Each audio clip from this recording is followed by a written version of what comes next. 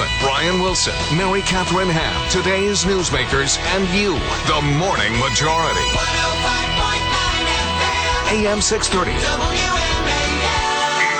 It is 6:37 on the Morning Majority. Let's waste no time because standing by on the phone, the one, the only Donald Trump is with us now. And you got a big announcement, Mr. Trump. You're going to fly down to Charlottesville, Virginia today, and you're kicking off the Trump Vineyard Estates. Tell me about this. Well, it's a great vineyard. It's actually by far the largest in Virginia, and we're doing something I think that's going to be very special. The land is beautiful. Charlottesville is beautiful. And I had an opportunity to buy it out of bankruptcy, basically. It was sad. I guess over $150 million was spent building it. And I bought it for a tiny fraction of that, which tells you what's happening with our country. That's basically what it's all about. And it's pretty sad, frankly. But I bought it, and it's going to be really beautiful. Trump Vineyard Estates, and we're going to make beautiful wine and fine wine and all sorts of things. You're going to develop really the land, I assume, as well. Well, in some form, and also put a lot of people to work.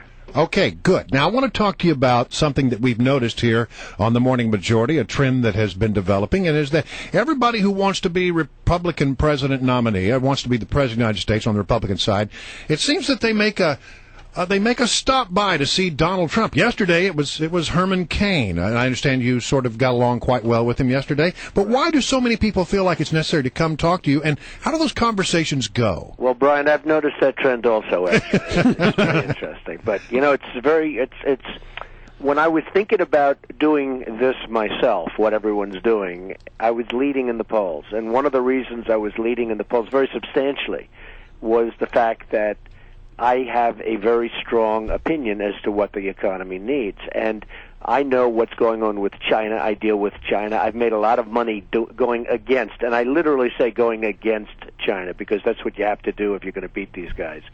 But I've made a lot of money on China. I've made a lot of money on a lot of things. And I understand the world, and I deal on an international basis. And the world is laughing at us. They're laughing at our stupidity. They're laughing at people that are representing us and don't know what they're doing.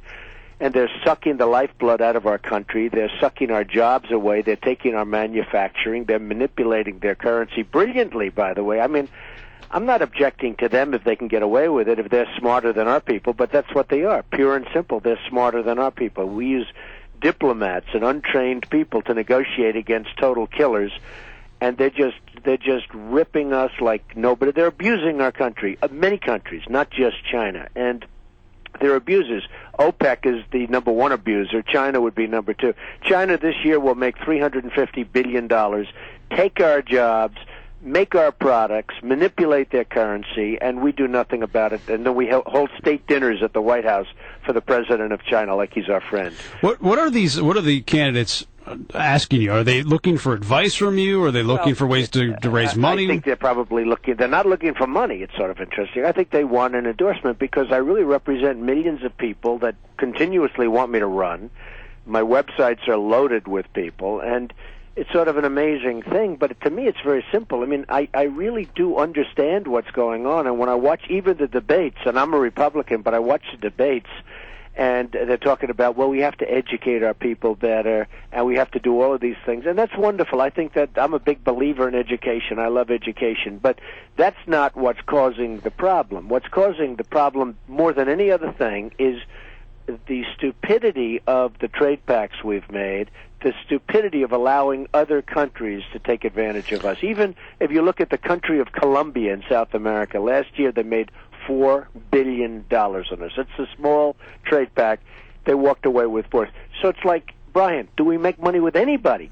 And it sounds terrible to say, do we make money? But when they're talking about cutting Social Security, cutting Medicare, cutting Medicaid, if we negotiated properly, we wouldn't even have to talk about those things. Those things would take care of themselves. Are you satisfied with the field right now, or do you think there still needs somebody else to get into the race? Well, I'm really meeting the field, and they'd like my support, and I met with Mitt Romney the other day, and he is, somebody that we had a great conversation. We had a great talk. Herman yesterday, who's a terrific guy, really a terrific guy, and we had a long and really wonderful conversation, and we talked about these things. I met with Governor Perry. Everybody is coming up or has come up, And we've had some, I think, great dialogue, but I'm trying to get people focused on a really big problem. You know, we talk about free trade, and I'm all for free trade, but it's got to be fair. We can't lose with everybody.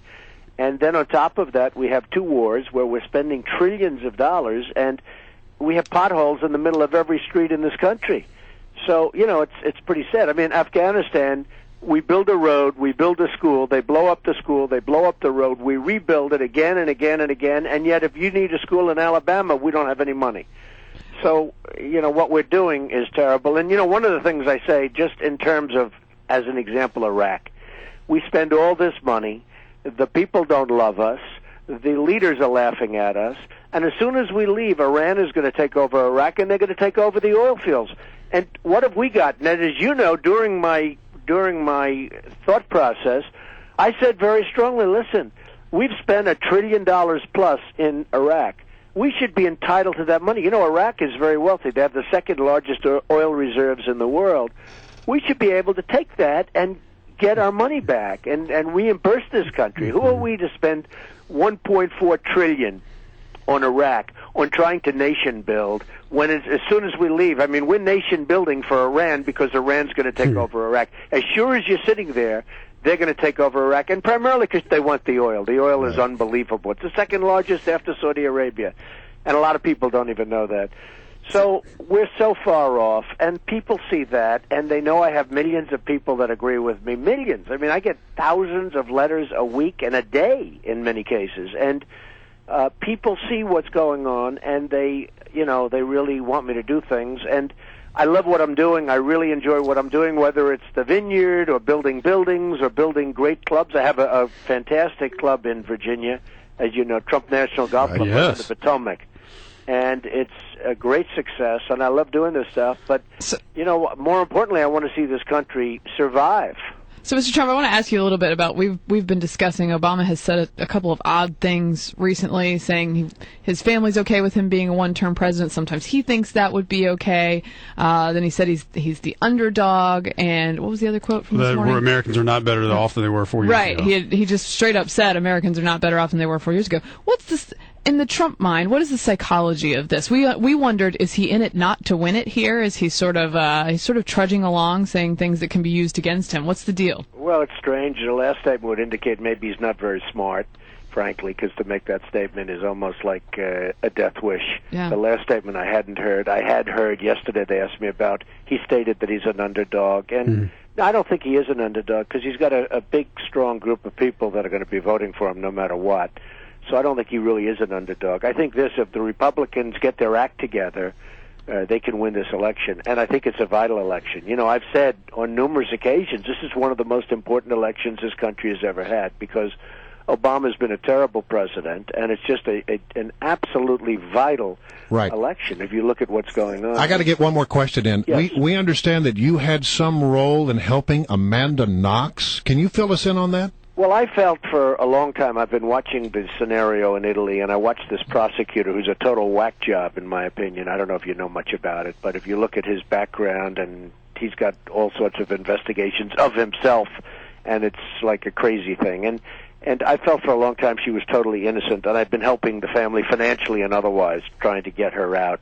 And finally she got out, and that's a terrific thing. And I got to know the parents a little bit, and they're good people, and she never committed this crime, and she's been in jail for 4 years, and I felt that somebody should do it. There's an example of the government. Our government should have done that. They could have done it easily, and they didn't do it. And so I helped, and fortunately she got out. But if you look at the evidence, by any standard, she was not guilty, and finally they agreed with it. All right, Trump Vineyard Estates, and when are we going to be having the first taste of the wine from Charlottesville? We're all about that. I'd love to send you guys some, so you're going to let me know if you want it. You know, a lot of people don't do we want it anymore, right? Most people can't afford to buy anything anymore in this country, but I would love to do that because it's great wine, and it's going to be really something great. And, you know, most importantly, we're putting a lot of people to work in Virginia that wouldn't have jobs, so I'm happy about that. Hey, please come back. I have a great governor in Virginia, by the way. He's really something. Governor Bob McDonnell. Thanks for coming on the show. We appreciate it. Please do come back again, okay? Have a good time. I will.